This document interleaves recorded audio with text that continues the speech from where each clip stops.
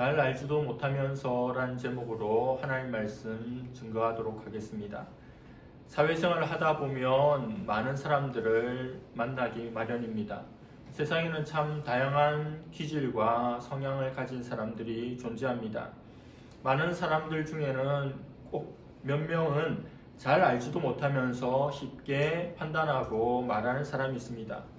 저도 최근에 그런 사람을 한번 만났는데 기분이 상하고 짜증이 났습니다. 갑을 관계인지라 말은 안 했지만 참 답답했습니다. 마치 자기는 완벽하고 자기가 가진 어떤 기준에 미치지 못하는 사람은 아주 형편없는 사람으로 여기는 식입니다. 그런데 기분이 나빴지만 곰곰이 생각해보면 저도 그렇게 생각하고 판단했던 적들이 많이 있었습니다. 저도 그럴 수 있고 여러분들도 그럴 수 있는 것입니다. 잘 알지도 못하면서 너무 쉽게 판단하고 말하고 행동하는 어리석음을 범하지 말아야 할 것입니다. 현대를 살아가는 많은 사람들에게는 목마름이 있습니다. 사람들은 너나 없이 목마름에 허헉거립니다. 욕심에 욕심을 따라서 찾고 싶고 갖고 싶고 즐기고 싶고 누리고 싶고 높아지고 싶고 공격하고 싶은 갈증으로 충만합니다. 이 갈증의 뿌리에는 하나님을 거부하는 거역하는 죄가 도사리고 있습니다. 하나님으로부터 멀리 도망가 있기 때문에 일어나는 증상이며 갈증입니다. 이 목마름을 해결하고자 돈, 술, 이성, 도박, 스포츠, 명품, 자동차, 집 등에 집착하고 몰입해 보기도 하지만 오래가지 않습니다. 그 한순간 뿐입니다. 이런 목마름은 그런 것들로 해결이 되지 않습니다. 왜냐하면 인간의 갈증, 인간의 목마름의 근본적인 원인은 영적인 문제이기 때문입니다. 미국에서 재산이 많은 어떤 부자가 신문에 이런 광고를 내었다고 합니다. 누구든지 자기 인생에 만족하며 살아가고 있는 사람이 있다면, 그래서 자기가 만족한 삶을 살아가고 있는 것을 증명할 수 있다면 그 사람에게 $10,000를 주겠다라고 하는 광고를 내었습니다. 우리나라 돈으로 한 1,200만 원 되는 거금입니다. 이 신문 광고를 보자마자 미국 전역에서 수많은 사람들이 이 사람에게 몰려듭니다. 그리고 자기가 얼마나 만족하며 사는지를 증명하려고 애를 썼다고 합니다. 어떤 사람은 자기 직업에 만족하고 있어서 너무 행복하고 이 세상에 더 이상 부러울 것이 없다고 말하기도 했습니다. 또 어떤 사람은 유명한 학교에서 공부를 하고 학위를 받아서 높은 지위를 누리며 만족하며 살고 있다고 했습니다. 또 어떤 사람은 자기와 사는 아내가 너무도 완벽하고 부족한 것이 없어서 이 세상에 어떤 것도 부러울 것이 없다고 주장하기도 했습니다.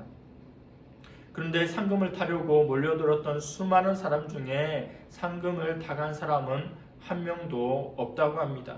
이유는 간단합니다. 광고주가 마지막으로 던진 질문에 그들은 제대로 대답을 못했기 때문입니다. 그 마지막 질문은 무엇이겠습니까? 당신이 정말 그렇게 만족스러운 삶을 살고 있다면 내가 주겠다고 하는 이 $10,000에 대한 욕심을 가지고 왜 당신이 그렇게 나를 찾아왔습니까? 이 말은 $10,000를 타기 위해서 찾아왔다는 것은 스스로 자기 삶에 100% 만족하면서 살지 못하다는 증거인 셈입니다. 뭔가 부족하고 더 갖기를 원하는 결핍이 있기 때문에 그 먼 거리를 마다하지 않고 찾아온 것입니다. 진짜 자신의 삶에 만족하고 있는 사람이라면 이런 광고 $10,000 정도에 관심이 없었기 때문입니다. 지난주에 이어서 오늘 본문의 배경은 초막절입니다. 초막절, 명절 끝날에는 물의 의식이라고 하는 것이 있습니다. 실로암 못에 가서 제사장들이 물을 길어옵니다. 항아리에 담아서 행진하고 그 물을 하나님의 제단 아래에 붓는 의식을 말합니다. 물의 의식을 배경으로 예수님께서 서서 이렇게 외치십니다. 37절과 8절입니다.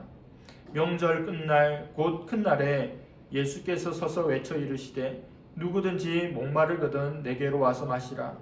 나를 믿는 자는 성경의 이름과 같이 그 배에서 생수의 강이 흘러 나오리라 하시니.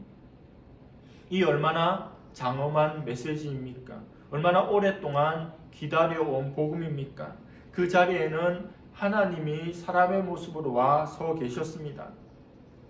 제사장들이 실로암 못에 가서 물을 길어서 제단에 쏟는 것은 무엇을 상징하는 것입니까? 그 옛날 이스라엘 백성들이 광야에서 목이 말라 하나님께 부르짖었을 때 하나님께서 반석을 통해서 생수를 나게 하셨고 그것을 백성들이 흡족하게 마셨던 것을 염두에 두고 있는, 그것과 연결되어 있는 그런 명절입니다. 지금 예수님께서 뭐라 말씀하십니까? 생수를 내는 반석이 바로 나다고 말씀합니다. 내가 너희에게 생수를 주겠다. 누구든지 내게로 와서 그 생수를 마시라. 목마른 누구라도 나에게 나오라고 예수님 말씀하시는 거죠. 예수님께서 이렇게 말씀하실 때 예수님께서는 아마도 이사야 55장 1절을 염두에 두고 계셨던 것 같습니다. 이사야 55장 1절에 오호라 너희 목마른 자들아 물로 나오라 돈 없는 자도 오라 너희는 와서 사 먹되 돈 없이 값없이 와서 포도주와 젖을 사라. 목마른 인생을 향해서 예수님께서 이렇게 초대하고 있는 것입니다. 예수님을 받아들일 때 그 배에서 생수의 강이 흘러 넘치게 되리라 말씀합니다. 예수님께서 이 말씀을 전에도 하신 적이 있죠. 누구에게 하셨습니까? 물떠온 사마리아 여인에게 내가 너에게 영생하도록 솟아나는 생수를 줄 것이라고 말했습니다. 예수님께서 말하는 목마름은 육신의 목마름이 아닙니다. 이 세상 사람들이 목말라 하는, 갖기를 원하는, 누리기를 원하는 그것을 채워주는 것이 아닙니다. 예수님의 가르침에는 언제나 그렇듯이 목마름은 영적인 의미입니다. 38절 말씀은 이 영적인 물은 오직 믿는 자들만 이용 가능하다고, 예수님을 받아들인 자들만 그 배에서 생수가 흘러 넘친다라고 하는 겁니다. 세상의 모든 사람에게 적용되는 것이 아니라 주님을 믿는 자에게, 주님을 받아들이는 자에게 목마름을 해결할 수 있는 생수를 주겠다라고 하는 거죠. 낙타는 여러 날 동안 여행을 하면서도 갈증 때문에 물을 찾는 일이 없다고 합니다. 왜냐하면 낙타의 몸 안에 물 주머니를 가지고 있기 때문입니다. 그러나 사슴은 항상 물을 찾아 여기저기를 돌아다닙니다.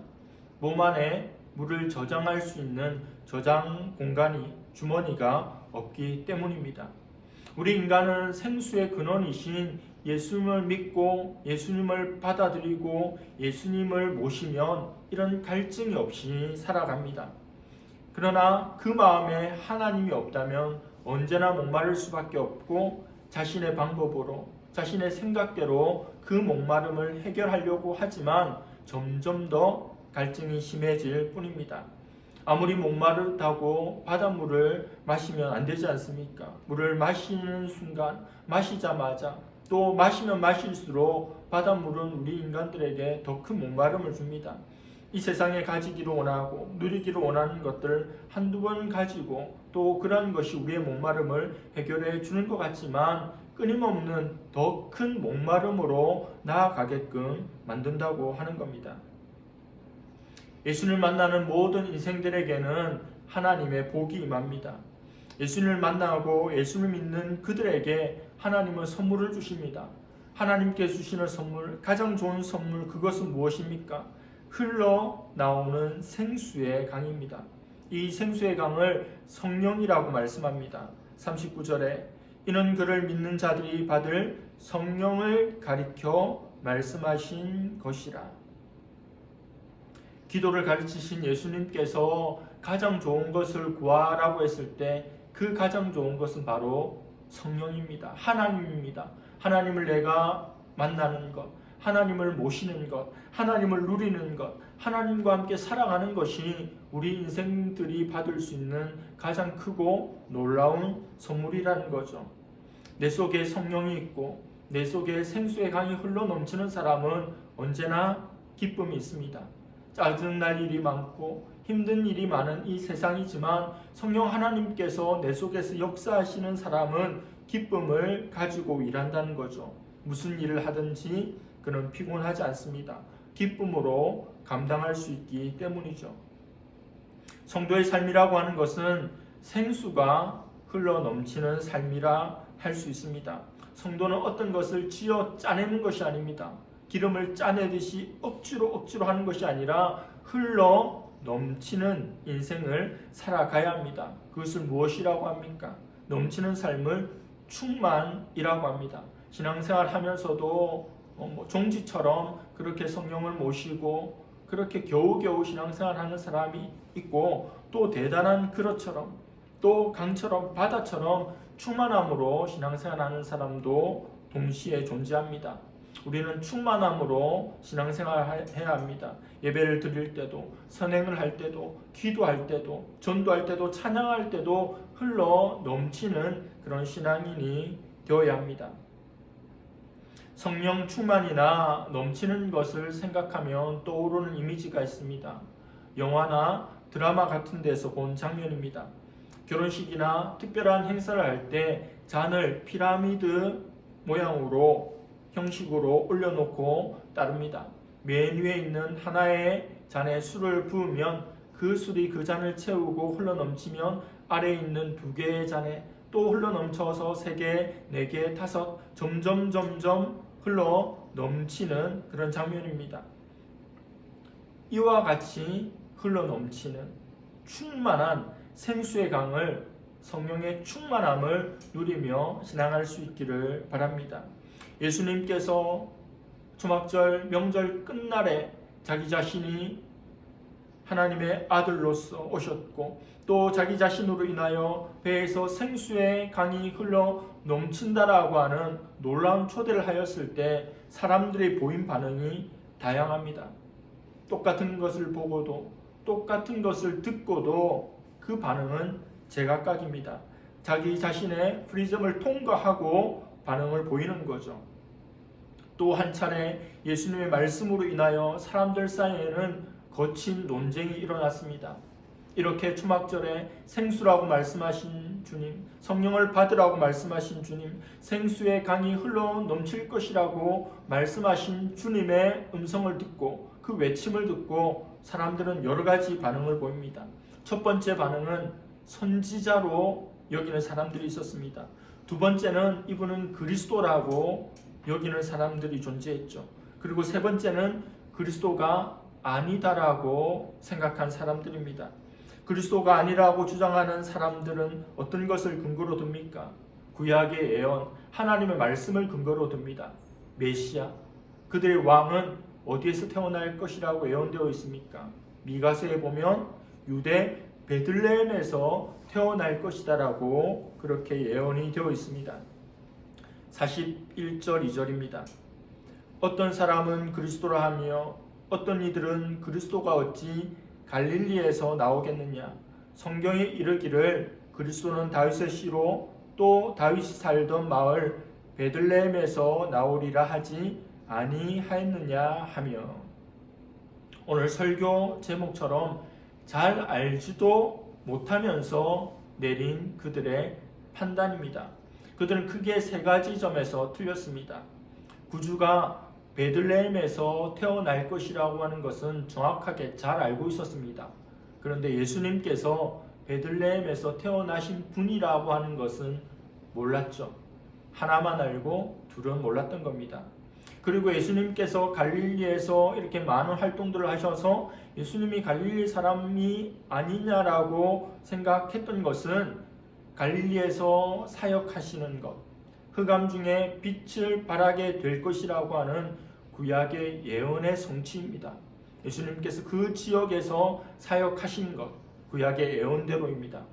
그리고 선지자가 어떻게 갈릴리에서 나오겠느냐라고 생각했지만 요나와 엘리야 등 많은 선지자들이 이 갈릴리 출신입니다. 그 사람들은 예수님을 직접 보았습니다. 예수님의 음성을 들었습니다. 예수님의 가르침을 들었습니다. 경험했습니다. 그럼에도 불구하고 예수님이 갈릴리 지역 출신이라고 하는 그릇된 편견 때문에 메시아를 알아보지 못했던 거죠. 저분의 말씀이 특별하다. 저분이 메시아라고 주장하신다. 저분의 메시지가 탁월하다. 그렇게 예수님께로 나아갈 수 있었음에도 불구하고 갈릴리 출신인데 어떻게 메시아겠어? 그리스도겠어? 하고 차단해 버린 겁니다. 영국의 철학자 프란시스 베이컨은 인간의 알매는 4가지의 우상이 있다고 했습니다. 사람은 무언가를 인식하고 지식을 가지기 위해서 이 4가지 우상에서 이 우상을 지식에서 제거하지 않으면, 이것을 조심하지 않으면 참된 지식에 이를 수 없고 또 인류가 진보할 수 없다고 했습니다. 이 4가지 우상은 무엇이냐면 종족의 우상, 동굴의 우상, 시장의 우상, 극장의 우상이라고 하는 겁니다. 그 중에서도 동굴의 우상, 플라톤이 동굴의 비유를 들어서 설명한 것입니다. 한 개인이 가지고 있는 좁은 소견, 그리고 어떤 일에 대한 편견이 만들어낸 우상을 말하는 거죠. 어떤 동굴에 죄수들이 갇혀 있습니다. 몸이 고정되어 있고 몸이 묶여 있고 어두운 곳만을 쳐다보고 있습니다. 그랬더니 뒤에서 불빛이 비치고 그 불빛에 죄수들의 그림자가 눈앞에 보이는데 그 그림자, 불빛에 비춰진 그 그림자를 통해서 전체를 파악하려고 한다는 거죠. 한마디로 우물한 개구리입니다. 우물한 개구리가 보는 세상은 무엇입니까? 동그랗다면 동그랗고 네모랗다면 네모난 그 우물의 모양으로만 세상을 본다라고 하는 거죠. 사람들의 편견이, 사람들의 동굴의 우상이라고 하는 오류가 메시아를 보고도 메시아를 놓쳐버리게 만들었습니다. 이후의 말씀들에는 또 아랫사람들의 안목과 유대 종교 지도자들의 불신앙이 잘 대비되고 있습니다. 아랫사람이라고 표현된 사람은 성전 수비대입니다. 유대 종교 지도자들은 성전 수비대를 보내서 풀어서 예수님을 체포해서 붙잡아 오라고 했습니다. 그런데 그들은 그 명령을 거부합니다. 그 명령을 실행하지 않습니다. 왜 그렇습니까? 46절에 아랫사람들이 대답하되 그 사람이 말하는 것처럼 말한 사람은 이때까지 없었나이다 하니, 예수님을 체포하려고 예수님께로 왔습니다. 근데 예수님께서 하시는 말씀을 들어보니 놀라운 말씀이에요. 이제껏 한 번도 들어본 적 없는 말씀을 그분이 하고 계시는 걸 보니 이분을 체포할 수 없는 겁니다. 똑똑하죠? 대단합니다. 유대 종교 지도자들보다 성경에 대한 이해나 배움이 부족했던 것이 분명할 텐데 예수님의 외침과 가르침이 예사롭지 않다는 것을 듣고 아는 겁니다. 초막절에 외쳤던 예수님의 그 말씀이 그들에게 너무도 깊은 인상을 주었던 거죠. 그들은 그 말씀을 있는 그대로 받아들였습니다. 당신들이 말한 것처럼 우리는 체포하러 갔지만 그와 같이 말하는 사람이 없었습니다. 그분은 우리는 체포할 수 없었습니다라고 하는 성전 수비대의 말에 바리새인들이 어떻게 반응합니까? 이런 율법을 알지 못하는 무식한 사람들아, 너희들이 예수님 믿는다, 너희들도 예수를 믿게 되었냐고 폄하합니다. 그리고 저주까지 하는 거죠. 이 와중에 한 사람이 등장합니다. 니고데모라는 사람입니다. 기독권자들이, 종교 지도자들이, 모든 사람들이 예수님을 정죄하고 판단하고 또 그를 따르려고 하는 이들을 비난하고 저주하는 분위기에서 예수님에 대해서 조심스럽게 자기 의견을 피력합니다. 51절 말씀입니다. 우리 율법은 사람의 말을 듣고 그 행한 것을 알기 전에 심판하느냐.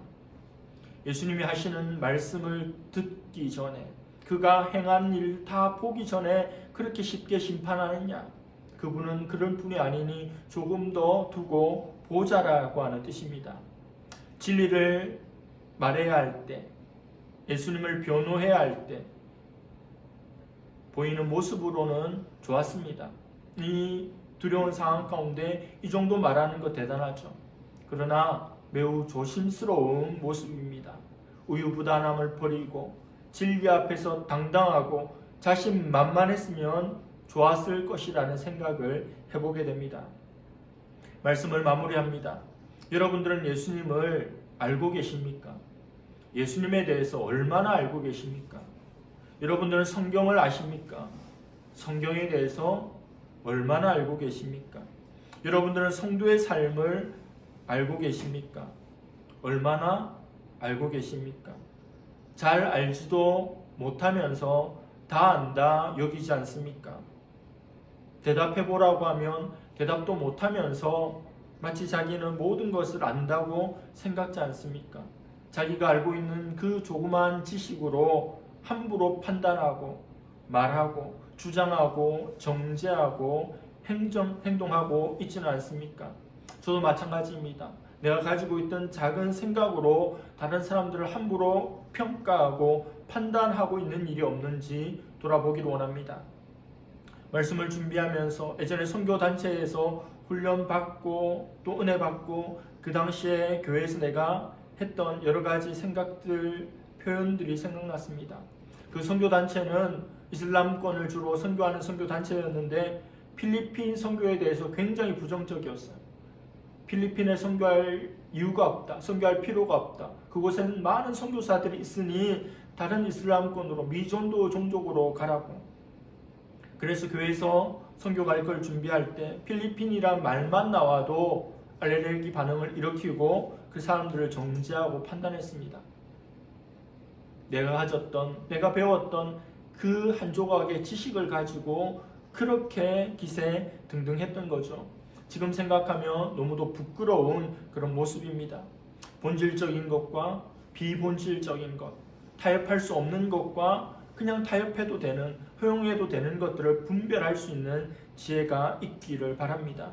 그리고 겸손하게 평생에 걸쳐서 우리 삼위 하나님을 더 알아가고자 애쓸 수 있기를 바랍니다.